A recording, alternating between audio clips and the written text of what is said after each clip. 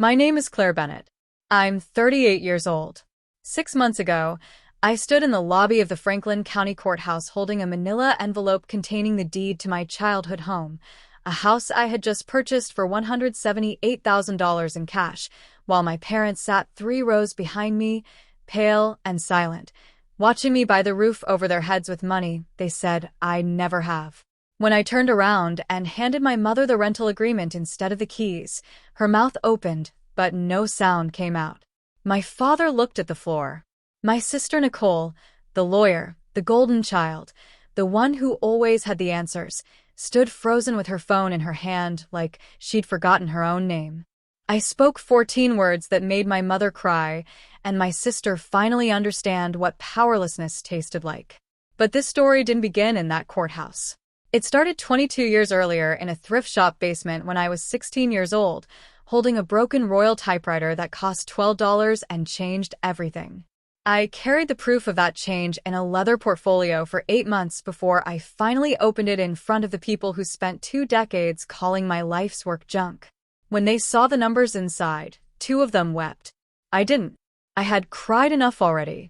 Before I take you back to that thrift shop, to that typewriter, to the beginning of everything they mocked, do me a favor. Hit that like button. Drop a comment right now, and tell me where you're watching from and what time it is. I read every single one. This is Midnight Drama Stories. Now, let's go back. It was a Saturday morning in October. I was 16. The thrift shop on Maple Street smelled like dust and old books and something faintly sweet I could never name. I had $14 in my pocket from babysitting. I wasn't looking for anything in particular. I was just looking. That's when I saw it. A Royal typewriter from 1953, green enamel chipped at the corners, keys stuck together with what looked like dried coffee. The case was cracked. The ribbon was gone. The tag said $12. I bought it. My mother saw it when I got home. She was folding laundry in the living room. Nicole was on the couch doing calculus homework, already 2 grades ahead of everyone else. "What is that?" Mom asked, not looking up. "A typewriter," I said. "I'm going to fix it." Nicole snorted. Why? "You planning to time travel?" Mom shook her head. "Claire, that's junk. You wasted babysitting money on junk." I didn't answer. I took it to my room, spread newspaper on the floor, and started taking it apart. It took me 3 months to restore. When I finished, it worked perfectly. I typed a letter to my grandmother on it. She cried when she read it. She told me I had a gift for seeing value where others saw garbage. She was right. By the time I was 20, I had restored 14 watches, 6 cameras, and 9 typewriters. I sold them online. I made $4,200 that year. By 23, I was pulling in $18,000 annually on top of my part-time museum job. By 28, I was making $52,000 a year just from restoring vintage items. I never told my family, because every time I mentioned it, the response was the same. Thanksgiving when I was 24. I brought a Leica camera I'd restored. I was so proud of it. I showed it to Dad while Mom carved the turkey. "Still wasting time on junk," he said, not even looking at it. Nicole leaned over. "Claire, you're 24. Maybe get serious about a real career." I put the camera away. Nicole launched into a story about a case she'd just won, a $3 million settlement, a partner track promotion. Mom beamed. Dad asked questions. I ate mashed potatoes and said nothing. This was the pattern for 16 years. Every holiday, every birthday, every family dinner. "When are you going to stop hoarding junk, Claire? That storage unit is a waste of money. Your sister bought a lake house. What are you doing?" What I was doing was building an empire they couldn't see. By 32, I had saved $487,000. By 36, over $800,000. I paid off my student loans in 7 years. I lived modestly. I invested carefully. I worked quietly. No one noticed, because the only thing they saw was the junk. Then the call came. It was April 14th, Tuesday evening. Rain drumming against my apartment windows. My phone rang at 8:17 p.m. Mom's voice was shaking. "Claire, we need to talk. It's about your father." My stomach dropped. Is he okay?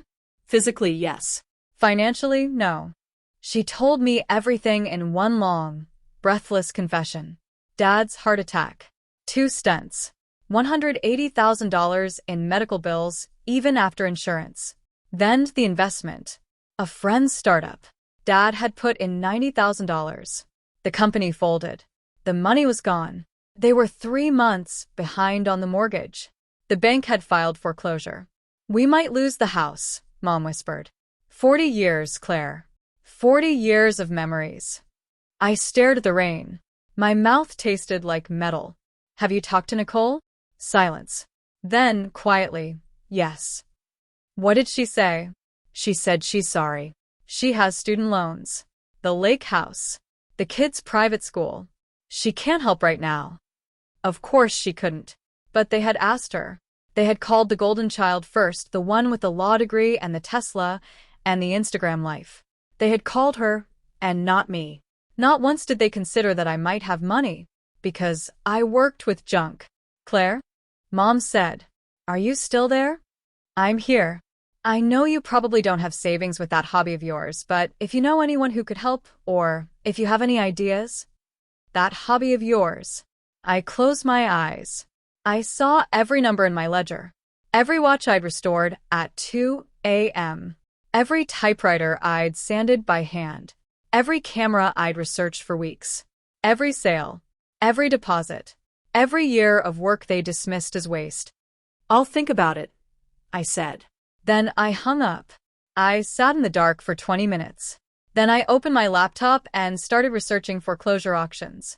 If you've ever been the one they underestimated, the one they overlooked, the one they dismissed while praising someone else, pause right now and hit like.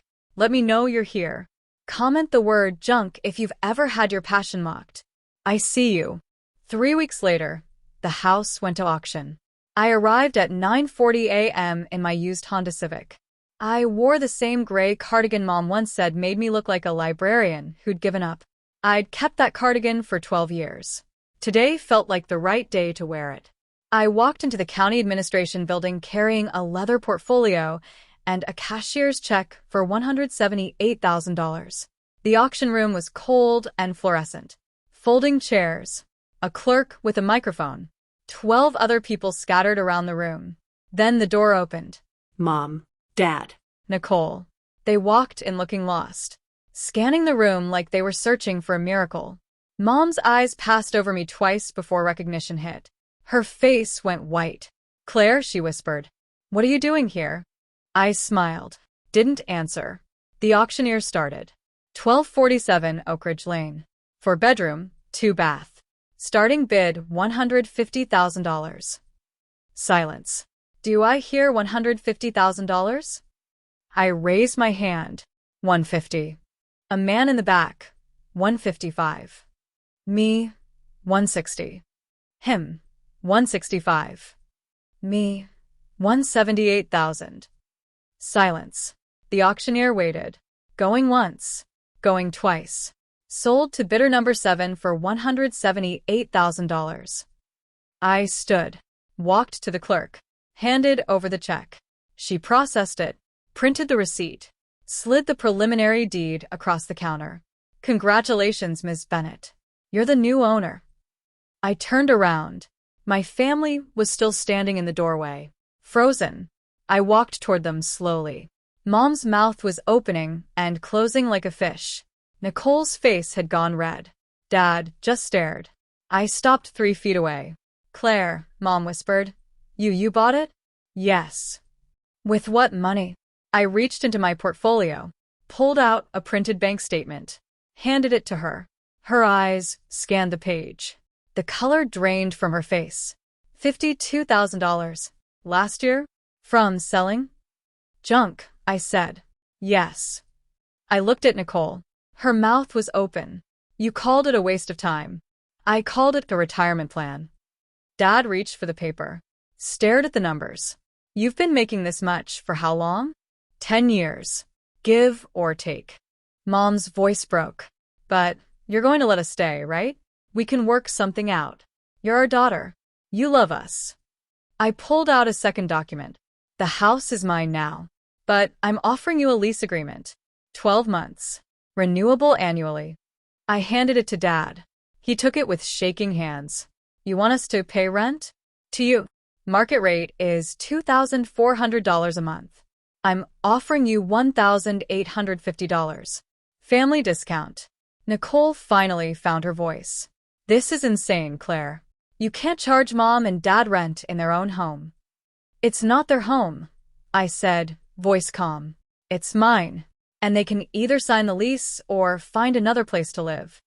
The silence in that hallway was so thick I could taste it. Mom started crying. Real tears. I thought you loved us. I do, I said. But love isn't letting you disrespect me for 22 years and pretend it never happened. I turned and walked out. Behind me, I heard Mom sobbing. I heard Nicole's heels clicking as she chased me into the parking lot. Claire, wait. I stopped. Turned. She was out of breath. Furious. You can't do this. This is cruel. Is it? I asked. You called my life's work junk. You laughed every time I mentioned it. For 16 years, you and Mom and Dad treated me like I was wasting my life. And when they needed money, they asked you first. They didn't even consider me. Because we didn't know. You didn't ask, I said. Then I got in my car and drove away. They signed the lease. First month, the check came on time. Second month, 3 days late. I didn't waive the fee. Third month, on time again. Mom started calling. Small questions. How do I reset the thermostat? Where's the shut-off valve? Can I paint the guest room? I answered every question. Politely. Briefly. No warmth. No coldness. Just facts. Then, for months something arrived in the mail. A letter. From Dad. Handwritten. 3 pages. The first line. I was wrong. He wrote about how he'd ignored my passion. How he'd praised Nicole's success and dismissed mine. How he'd assumed that because my work didn't look like hers, it wasn't valuable. He wrote, You didn't just save our house. You saved it with dignity. With the same hands we told you were wasting time. I'm sorry, Claire. I see you now. I should have seen you all along. I read it 3 times. Put it in a drawer. Didn't reply for 2 weeks. When I finally called, I said, Thank you for the letter. That was all. But it was enough. 2 years passed. They paid rent on time. No complaints. No drama. Then their 40th anniversary came. June 12th. I showed up at the house unannounced. Knocked. Mom answered. I handed her a folder. She opened it slowly. Inside, a deed transfer. The house back in their names. No payment required. No strings attached. Just one clause, handwritten at the bottom in red ink. If, at any point, you or Nicole disrespect my work, my choices, or my worth again, this deed reverts to me immediately. Legally binding. Notarized. Mom read it twice. Then she cried. Not sad crying. Something else. Relief, maybe. Or shame. Or gratitude. Dad hugged me. Tight. Longer than he ever had. Nicole was there too. She didn't speak. Just looked at me. Later she texted, I didn't know you were capable of that. I replied, You never asked what I was capable of. You just assumed I wasn't. She didn't respond.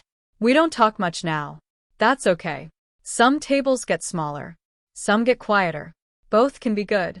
If this story hit you somewhere deep, subscribe to Midnight Drama Stories. Because the next one is about a woman with lupus whose sister called her a faker in front of 200 wedding guests. 9 minutes later, her sister's $8,700 honeymoon reservation vanished. Not by accident, by policy. And when her sister begged for help, she said, I'm too disabled to work right now. Remember? You said so yourself. Tell me in the comments, what's the most valuable thing you ever made that someone called worthless? I read every word. And remember, the world calls it junk until the day you buy the house with it. Then they call it a miracle.